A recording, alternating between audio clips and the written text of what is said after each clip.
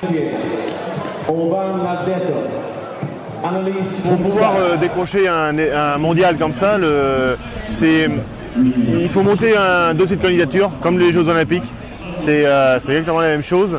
Après, il faut aller le présenter lors de la commission internationale, le World Council.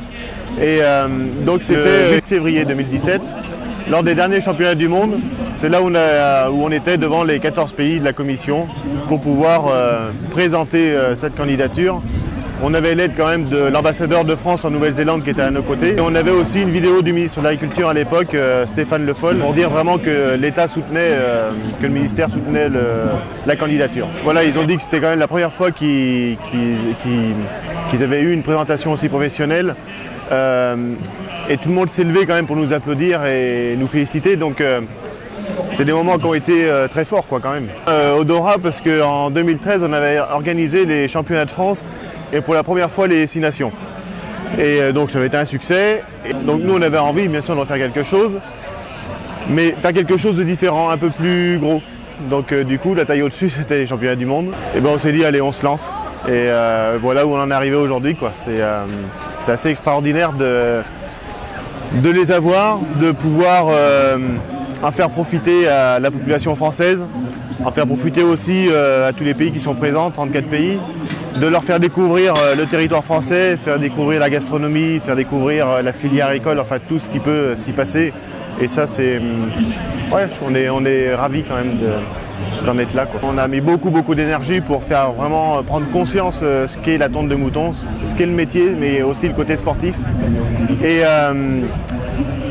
voilà, et ça, petit à petit, voilà, l'émulsion elle s'est faite. On est parti d'un groupe d'une trentaine de personnes. Au fil des 3 ans, on a embauché 3 salariés. On a appris tout ce qui était l'événementiel, parce qu'on n'y connaissait pas du tout, on ne sort pas du tout de ce milieu-là. Et aujourd'hui, il y a 300 bénévoles par jour pour tout gérer. Enfin, ça me touche beaucoup et ça remonte, mais c'est extraordinaire quoi. Mon parcours au sein de la tonte, j'ai commencé en 99, il y a 20 ans.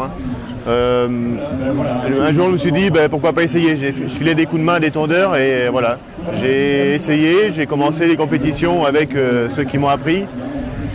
Au fil du temps, j'ai pris de l'expérience, j'ai gravi les marches. Et je trouve que ce savoir-faire, il est tellement passionnant, parce que c'est vraiment une passion après, que à part l'homme qui peut faire cette tâche, une machine, c'est pas possible. Ça existe, mais c'est pas possible. Il n'y a aucune relation entre la machine et l'animal, tandis que la relation qu'il peut y avoir entre l'homme et l'animal est juste impressionnante et c'est vraiment une fusion entre les deux, donc c'est important.